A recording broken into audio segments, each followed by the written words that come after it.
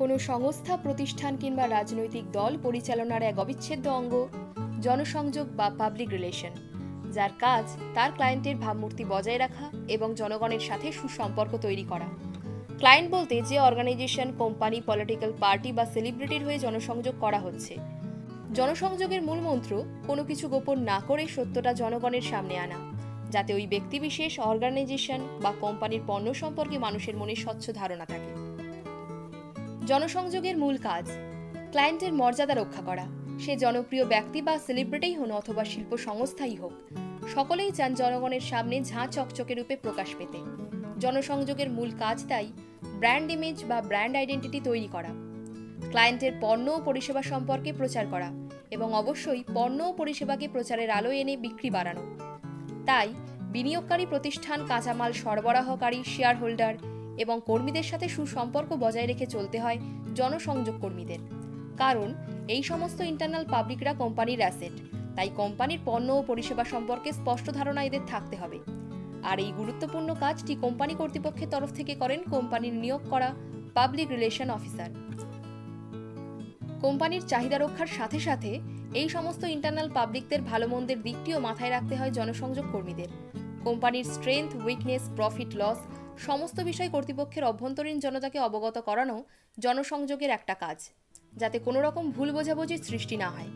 আবার বিনিয়োগকারী প্রতিষ্ঠানের কোনো কর্মীর সাফল্যে মালিক পক্ষের তরফ থেকে তাকে বাহবা দেওয়ার পরামর্শও দিয়ে থাকে জনসংযোগ পেশাদার। মোট কথা, পারস্পরিক সম্পর্ক ভালো রাখা। এবার আসছি এক্সটার্নাল পাবলিকের কথায়। অর্গানাইজেশন বা কোম্পানির তরফ থেকে সরকার ও প্রশাসনের সাথে সুসম্পর্ক স্থাপন করে চলতে হয়। আবার ক্রেতা ও বিক্রেতার মধ্যে সৌহার্দ্যপূর্ণ পরিবেশ ও সমন্বয় সাধনের দিকটিও নজরে রাখতে হয়। কম্পিটিটিভ মার্কেটে অন্যান্য পণ্য পরিষেবার থেকে এগিয়ে থাকতে জনসংযোগ পেশাদারকে তাই নতুন নতুন উদ্ভাবন, সৃজনশীল চিন্তাভাবনাকে বাস্তবায়িত করতে হয়। জনসংযোগ কথাটির পরিধি এবং অর্থ অনেক ব্যাপক। শুধুমাত্র কোম্পানি, সংস্থা, সরকারের কথা জনগণকে জানালেই সব নয়। জনসংযোগ হল দ্বিমুখী ও উভয়মুখী যোগাযোগ ব্যবস্থা গড়ে তোলার প্রচেষ্টা এবং ধারাবাহিকভাবে তা বজায় রাখা। পারস্পরিক বোঝাপড়া ও তথ্য আদান প্রদানের মাধ্যমে পারস্পরিক স্বার্থের খেয়াল রাখা। এবার জনসংযোগের যে উদ্দেশ্যটি জানব, তা জনসংযোগ কর্মীদের কাছে সব থেকে চ্যালেঞ্জের। ব্যক্তি বা সংস্থার উপর কখনো না কখনো বিপর্যয় ঘনিয়ে আসতে পারে। কোনো বিষয়ে বিতর্ক সৃষ্টি হলে প্রশ্নের মুখে পড়তে হয় সংস্থাকে। অনেক সময় কোম্পানির সুনামও নষ্ট হয়। এসব ক্ষেত্রে যত তাড়াতাড়ি সম্ভব জনসংযোগবিদকে পরিস্থিতি মোকাবিলায় ঝাঁপিয়ে পড়তে হয়। এসব কাজ ছাড়াও কোম্পানির স্বার্থে আরও অনেক কিছু করতে হয় জনসংযোগ বিভাগকে। গণমাধ্যম ও সরকার ছাড়াও রাজনৈতিক দলের সাথে এবং নানা সামাজিক প্রতিষ্ঠানের সঙ্গে সুসম্পর্ক গড়ে তুলে প্রতিষ্ঠানের পক্ষে জনসমর্থন আদায় করা এবং জনতাকে প্রভাবিত করা জনসংযোগের অন্যতম লক্ষ্য। জনসংযোগের লক্ষ্য ও উদ্দেশ্য এখন অনেকটাই স্পষ্ট। এবার সংক্ষেপে জানব লক্ষ্য ও উদ্দেশ্যে পৌঁছতে জনসংযোগ বিভাগের কি কি করণীয়। যে প্রতিষ্ঠানের হয়ে জনসংযোগ বিভাগ কাজ করে সেই প্রতিষ্ঠানের নিয়ম নীতি মেনে জনসংযোগের কর্মপদ্ধতি ঠিক করা হয়।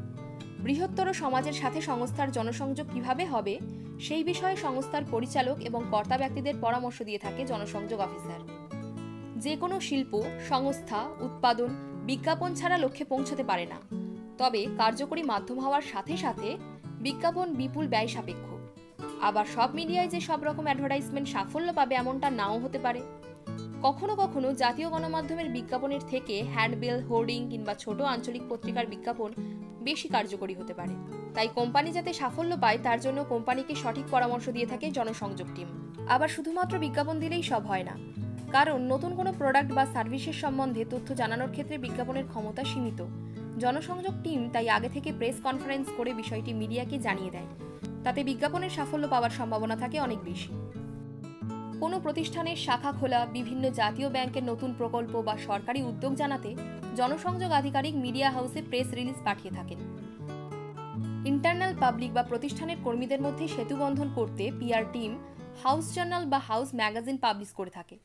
হাউস জার্নালে কর্মীদের পদোন্নতি, অবসর গ্রহণ, সেই সাথে কর্মীদের পরিবারের সদস্যদের লেখা ছাপা হয়।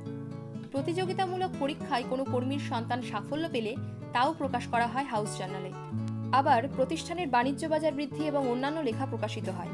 ফলে এমপ্লয়ার-এমপ্লয়ি সম্পর্ক মজবুত হয়। সমাজে বিভিন্ন স্তরের মানুষজনের সাথে যোগাযোগ রাখার পাশাপাশি ইভেন্ট ম্যানেজমেন্টের দায়িত্ব থাকে তাদের উপর। অনেক বড় বড় সংস্থা আবার প্রদর্শনীর ব্যবস্থা করে। মূলত বিভিন্ন কর্পোরেট সংস্থা, ব্যাংক, রিয়েল এস্টেট বা বীমা কোম্পানি এই ধরনের প্রদর্শনী করে থাকেন। বেশি সংখ্যক মানুষের কাছে পৌঁছানোর সবথেকে কার্যকরী মাধ্যম হলো গণমাধ্যম। জনসংযোগ বিভাগকে যে সবসময় গণমাধ্যমের সাথে যোগাযোগ রাখতে হবে এমন কোনো বাধ্যবাধকতা নেই, তবে প্রতিষ্ঠানের স্বার্থে এই কাজটি করে থাকেন পাবলিক রিলেশন টিম, কারণ যোগাযোগের অভাবে নানা ভুল বোঝাবুঝি এবং বিভ্রান্তির সৃষ্টি হয়। এবার জানব জনসংযোগ অফিসার হতে গেলে একজন মানুষের কোন কোন গুণ থাকা আবশ্যক। জনসংযোগ অফিসার হতে গেলে যা সবথেকে দরকার তা হলো এই পেশার প্রতি ভালোবাসা এবং সম্মান, কারণ জনসংযোগ শুধুমাত্র একটা পেশা নয়, শখও বটে। তাছাড়া জনসংযোগের কোনো বাঁধা ধরা নিয়ম নেই, তবে লক্ষ্য আছে। যে প্রতিষ্ঠানের হয়ে জনসংযোগ অফিসার কাজ করেন সেই হিসাবেই তাকে তার কর্মপদ্ধতি ঠিক করে নিতে হয়। সাংবাদিকদের মতো তাকে হতে হবে পরিশ্রমী, সৎ, সাহসী, কর্তব্যপরায়ণ। সমাজের সর্বস্তরের মানুষের সাথে সহজভাবে মেলামেশা করতে জানতে হবে। আত্মবিশ্বাসী ও বিশ্লেষক হতে হবে। সংস্থার সুনাম নষ্ট হতে পারে এমন কোনো পদক্ষেপ কর্তৃপক্ষ নিতে গেলে প্রতিবাদ করতে হবে তাকে। ঠান্ডা মাথায় হাসি মুখে পরিস্থিতি সামাল দিতে হবে। শিক্ষাগত যোগ্যতার ক্ষেত্রে কলা বিভাগের শিক্ষার্থী হলে ভালো, সেই সাথে সাংবাদিকতা এবং জনসংযোগের উপর কিছু প্রশিক্ষণ থাকতে হবে। সাংবাদিকতায় স্নাতক বা স্নাতকোত্তর পাশ করার পর এই পেশায় আসা যেতে পারে, তবে তা আবশ্যক নয়। বিশেষ করে জনসংযোগের উপর ডিপ্লোমা করলে বা ইন্টার্নশিপে ভালো কাজ করলে পাবলিক রিলেশনের ফিল্ডে কাজ সহজে পাওয়া যায়। এছাড়াও বিজ্ঞাপন জগতে কাজের অভিজ্ঞতা জনসংযোগে সহায়তা করে।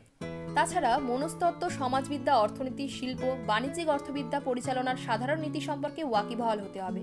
সেই সাথে স্থানীয়, জাতীয় এবং আন্তর্জাতিক অর্থনৈতিক ও রাজনৈতিক ঘটনা সম্পর্কে সচেতন থাকতে হবে। এরই সাথে যে অন্যান্য গুণগুলি একজন জনসংযোগ অফিসারের মধ্যে থাকা চাই তা হলো উপস্থিত বুদ্ধি, পরিণত মন, বড় ধরনের বিপদ হতে পারে এমন ঘটনা চিহ্নিত করার ক্ষমতা, যে কোনো কঠিন বিষয়কে সহজ করে প্রকাশ করার ক্ষমতা। আর ভারতের মতো বহুভাষী দেশে মাতৃভাষা ইংরেজি ও হিন্দি ছাড়া অন্যান্য মূল ভাষায় জ্ঞান জনসংযোগবিদের কাজ অনেক সহজ করে দেয়। সবশেষে বলা যায়, বর্তমানে একজন জনসংযোগ আধিকারিককে শিক্ষাগত ও ব্যবহারিক দিকে অবশ্যই পটু হতে হবে। জনসংযোগ কি করতে পারে তা আগে জেনেছি, এবার জানবো জনসংযোগ কি করতে পারে না। জনসংযোগের মাধ্যমে সুফল পেতে জনসংযোগবিদের পরামর্শ এবং সুপারিশ মেনে নিতে হয় পরিচালন কর্তৃপক্ষকে। তবে বছরের পর বছর যদি কোনো সংস্থা জনগণের বিশ্বাস অর্জন করতে না পারে, তাহলে জনসংযোগবিদ এসেই তা অর্জন করতে পারে না। আবার একই সাথে ইন্টারনাল পাবলিক এবং এক্সটার্নাল পাবলিককে খুশি রাখাও সম্ভব হয় না সবসময়। জনসংযোগবিদ কর্তৃপক্ষ ও জনতার মাঝে সেতু হয়ে কাজ করে। তাদের কাজ নেপথ্য কর্মীর মতো। জনসংযোগবিদের পরামর্শ না মেনে প্রতিষ্ঠান যদি সত্য গোপন করে অথবা মিথ্যা দিয়ে জনসমর্থন আদায় করার চেষ্টা করে, তবে জনসংযোগ করেও বাঞ্ছিত ফল পাওয়া যায় না।